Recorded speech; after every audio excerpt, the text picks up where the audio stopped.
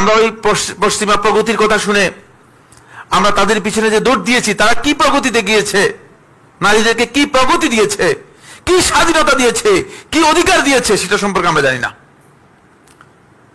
নারীদের সকল প্রকার অধিকারকে ক্ষুণ্ণ করে, নারীদেরকে ভোগ্যপণ্যে পরিণত করে তারা আজকে দিন পর্যন্ত বলতেছে নারী স্বাধীনতা দিয়েছি। এতটুকু স্বাধীনতা যে নারীরা অবাধে জানাবে বিচার করতে পারে, অবাধে জানাবে বিচার করতে পারে, কেউ বলার অধিকার নেই। এছাড়া আর অতিরিক্ত সামান্যতম কোন কিছুই নারীদের জন্য তারা দেয়নি।